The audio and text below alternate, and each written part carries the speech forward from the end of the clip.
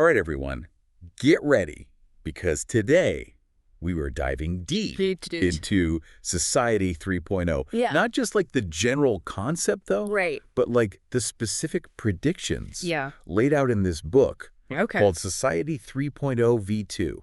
Interesting. Like a roadmap to the future, Okay. but with potential shifts Yeah. in work, Yeah.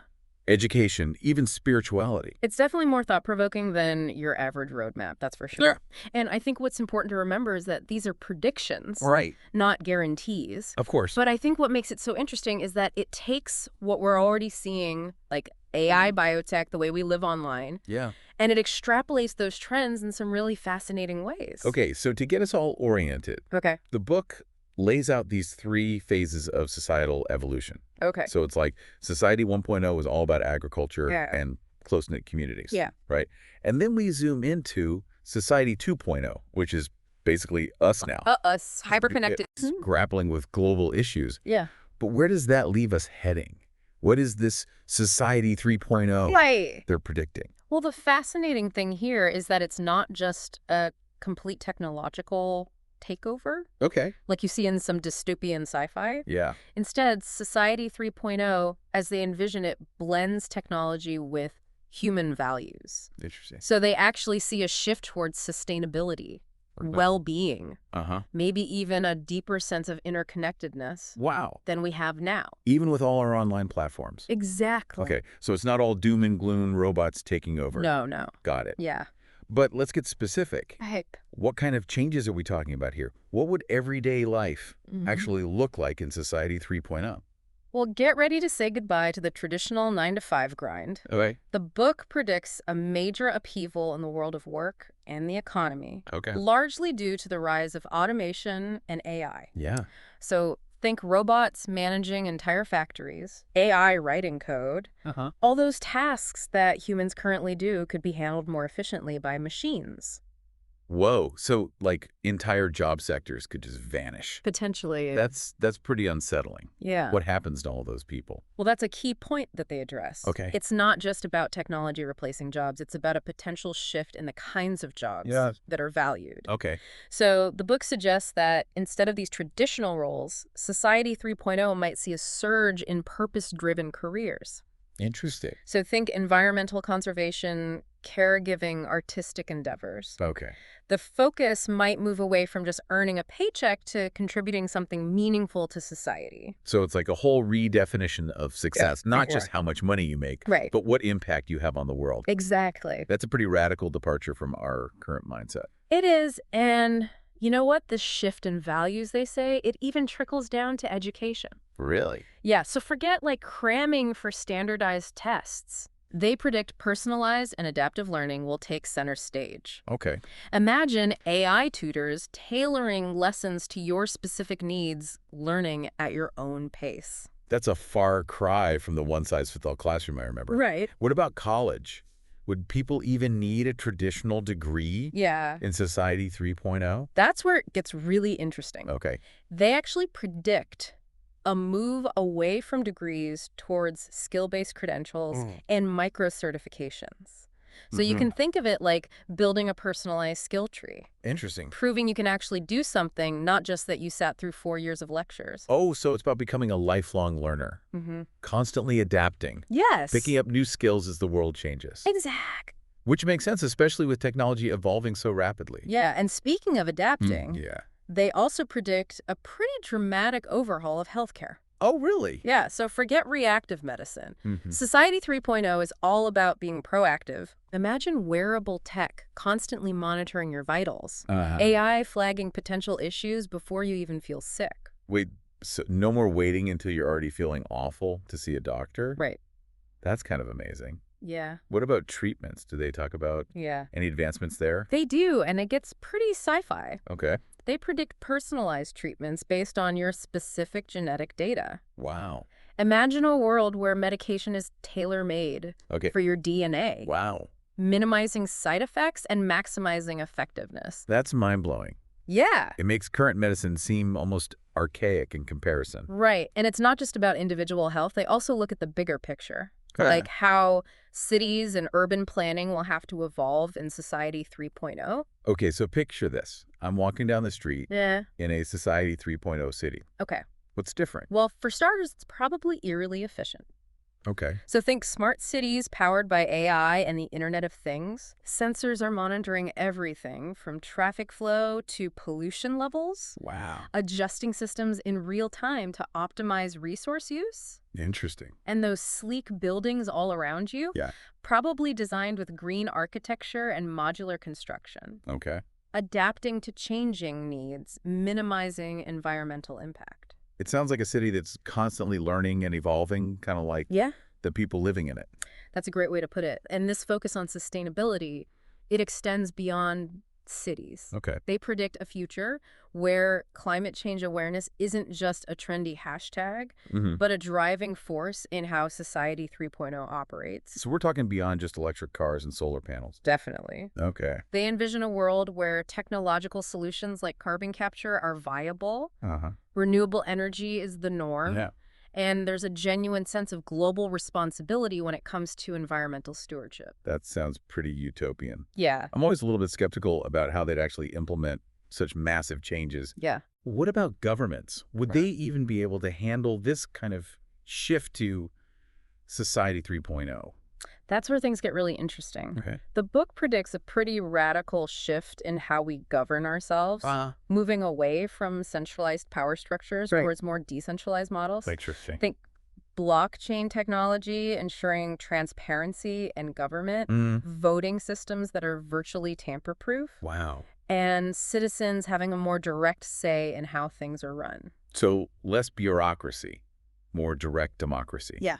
A pretty big departure from how most governments work today. It is. But with all this technology, what about privacy? Right. Wouldn't Society 3.0 just be like a surveillance state on steroids? That's definitely a concern that they address. Okay. They acknowledge the potential for AI-powered surveillance systems and the ethical dilemmas that come with them. Yeah. But they also predict a push toward data ownership frameworks, giving individuals more control over their personal information and how it's used. So it's like a balancing act. Yeah. Harnessing the power of technology while still protecting individual rights. Exactly. It seems like this tension between innovation and ethics pops up a lot in their predictions. It does, and that's what makes this deep dive so thought-provoking. Yeah. It's not just about what cool gadgets will we have, but how those gadgets will shape our lives, our values, our understanding of what it means to be human. All right.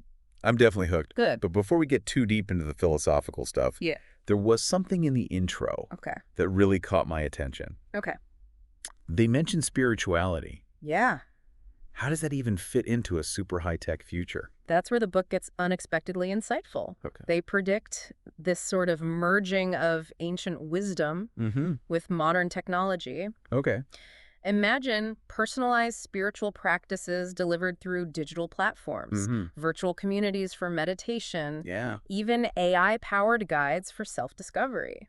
So instead of technology replacing spirituality, it actually becomes a tool for deepening our connection to it. That's the idea, and it kind of makes sense, right? Yeah. As technology handles more of the mundane aspects of life, people in Society 3.0 would have more time and energy to explore their inner selves. It's the side of this futuristic world I hadn't even considered. Right.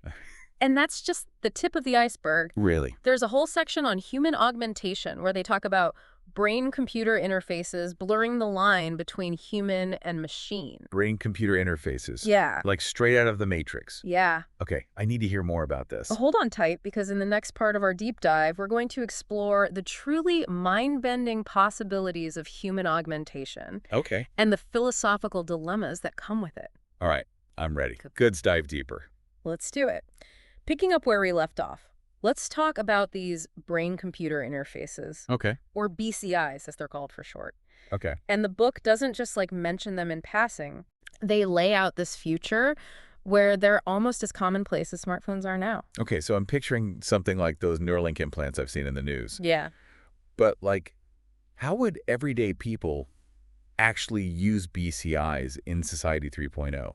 Well, think beyond just medical applications. Okay. They envision a world where BCIs could help us control devices with our thoughts. Whoa. communicate telepathically, even enhance our cognitive abilities like memory focus, things like that. Telepathic communication.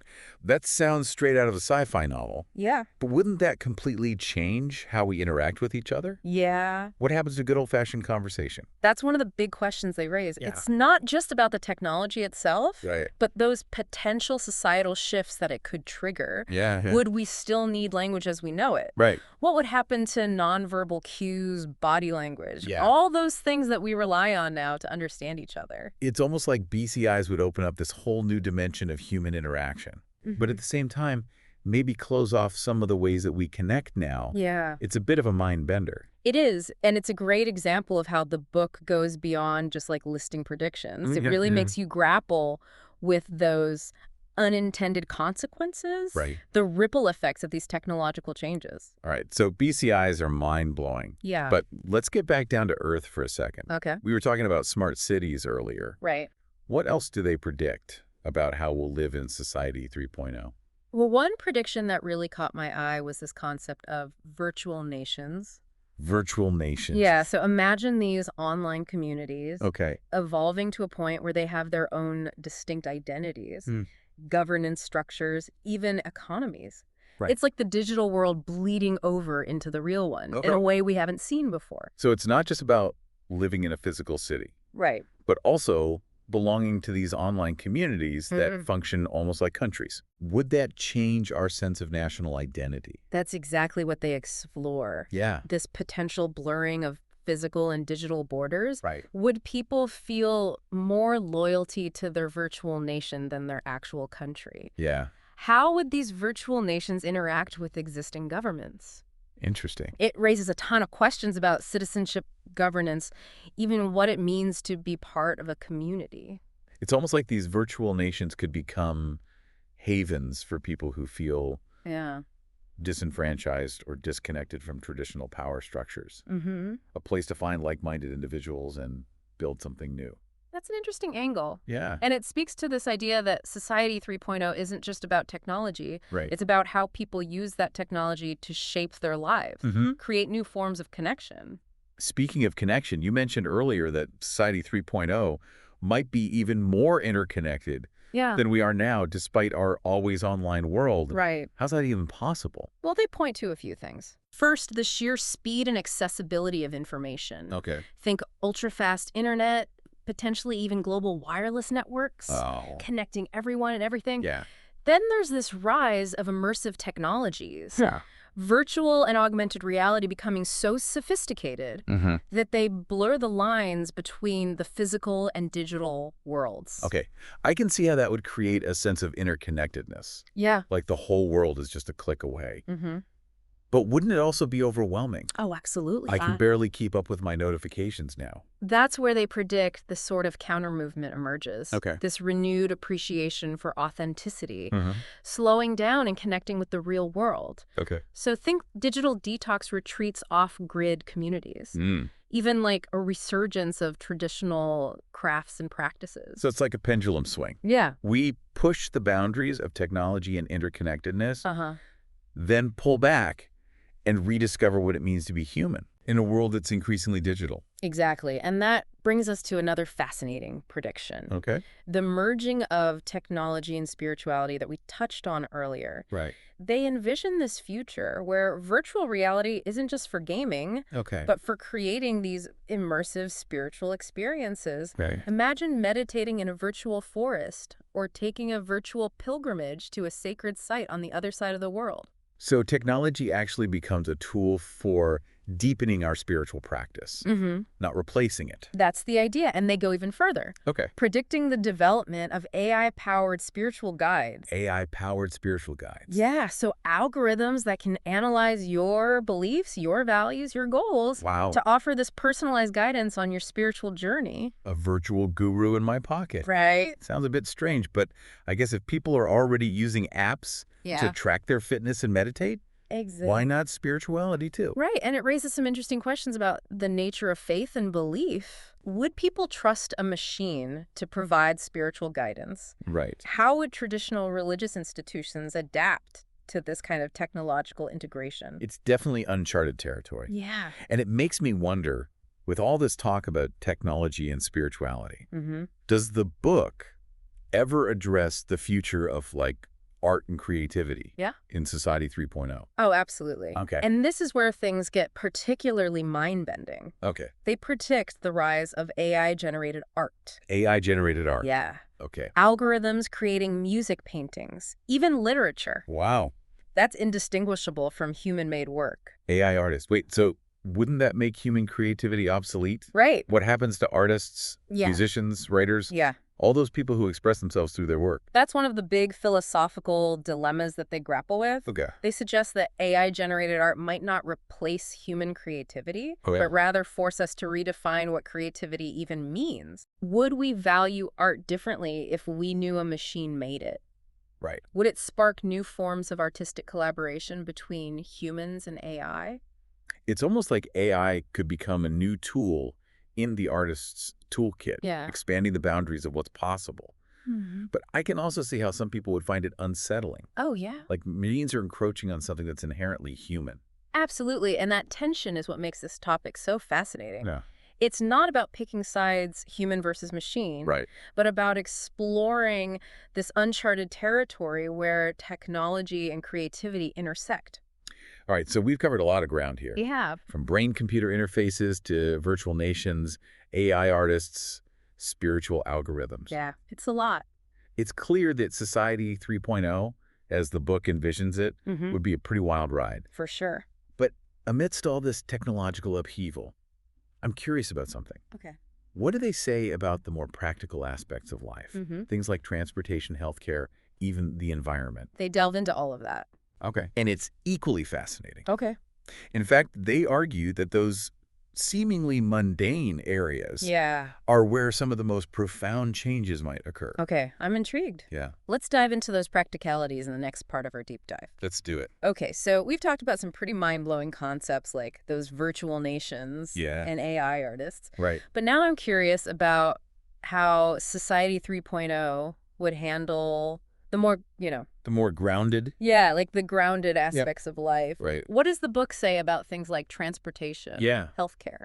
Well, get ready for a world where getting around isn't just about getting from point A to point B. Okay.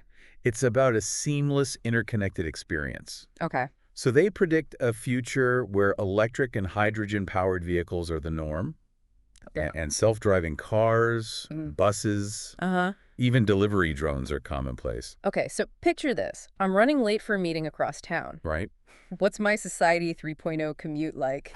Okay, first off, no need to stress about traffic. Okay. With AI, managing traffic flow congestion is a thing of the past. Okay. So you hop into your autonomous electric car. It whisks you through the city, optimizing the route for speed and efficiency. Cool.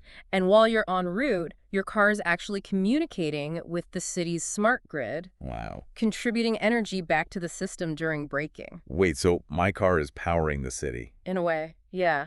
That's pretty cool. Yeah, it's pretty neat. But what about those who can't or choose not to drive? Well, that's where this concept of mobility as a service comes in. Mobility as a service. Yeah. They predict a future where transportation is integrated into one seamless system. Okay. So think like a single app that lets you book a ride on an autonomous bus, hail an air taxi, or even rent an electric scooter. Wow. All tailored to your specific needs and destination. So it's like public transportation on steroids. Yeah, that's a good way to put it. No more wrestling with confusing bus schedules. Right. Or worrying about parking. Exactly. That sounds incredibly convenient. And it gets even more interesting when you factor in their predictions about these ultra-fast transit systems connecting cities. Like what? Imagine traveling between major cities in a fraction of the time it takes now.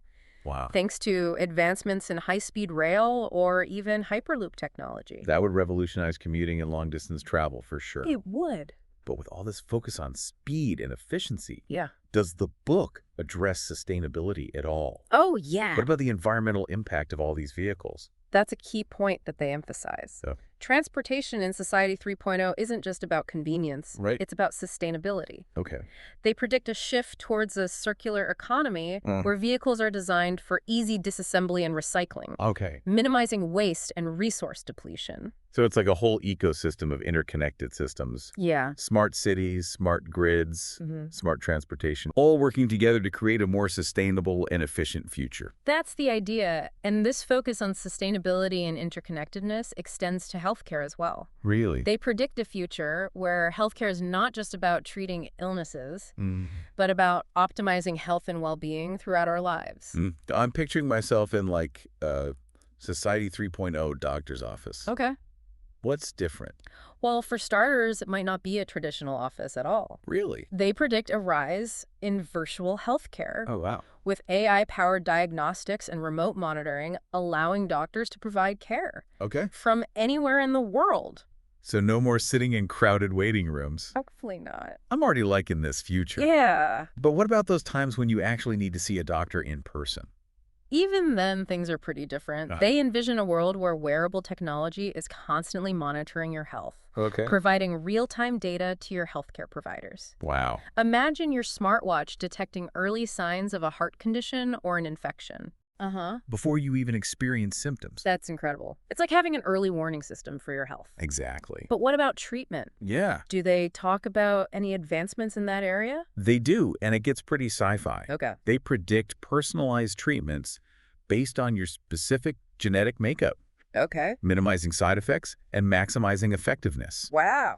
And they go even further, talking about advancements in regenerative medicine and gene editing technologies that could potentially cure diseases that are currently considered incurable. It's almost like science fiction becoming reality. Yeah. But with all this advanced technology, wouldn't healthcare become incredibly expensive and like inaccessible to most people? That's a concern that they address head on, actually. Yeah.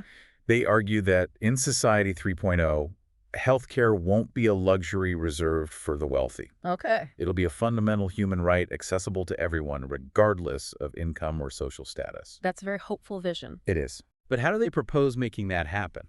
Well, they predict this shift towards preventative and personalized healthcare, which would reduce the need for those expensive treatments and hospitalizations. Right. And they envision a future where technology makes healthcare more efficient and affordable, with AI-powered diagnostics, telemedicine, remote monitoring, all playing key roles. So it's about using technology to make healthcare more accessible, affordable, and effective for everyone. That's the goal. That's a future I can definitely get behind. Absolutely. And speaking of a future we can all get behind, they dedicate a whole section to the role of education in Society 3.0. Okay, so picture this.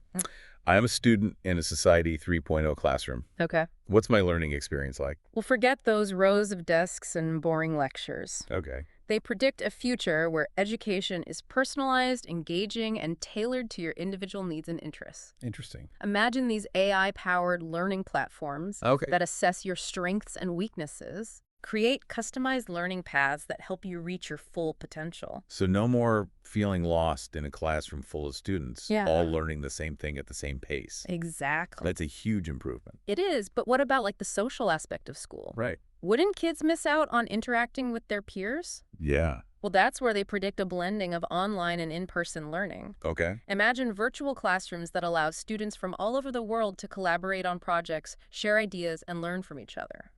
Okay, so like a global classroom. Yeah, and they also envision a future where schools become community hubs, offering not just academic instruction, but opportunities for social interaction, creative expression, and personal growth. So it's not about technology replacing teachers or schools, but about using technology to create a richer, more engaging, more inclusive learning environment for everyone. That's the idea, and they also emphasize the importance of lifelong learning in Society 3.0. They predict a future where people are constantly updating their skills and knowledge. Adapting to the rapid pace of technological change, finding new ways to contribute to society. It's like the traditional model of education, go to school, get a degree, get a job, is flipped on its head. It is. Instead, it's about continuous learning and growth throughout our lives. That's the idea, and they envision a world where education is not just a means to an end getting a job, Right. but a valuable and enriching experience in itself. Well, this deep dive into Society 3.0 has been fascinating, inspiring, and at times a little overwhelming. It is a lot to take in. It's a lot to wrap your head around. Yeah, but I think the key takeaway here Yeah. is that the future is not something that just happens to us. Right. It's something that we actively shape Yeah. through our choices, our actions, our willingness to embrace new possibilities. And it's a future that's full of potential, potential for incredible advancements, potential for positive social change, and potential for each of us to live more fulfilling and meaningful lives. Absolutely.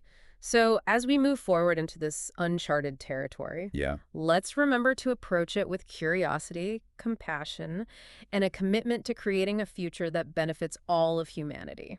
Well said.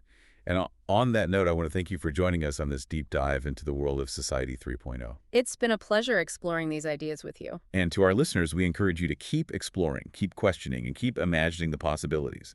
The future is waiting to be written, and we all have a role to play in shaping it.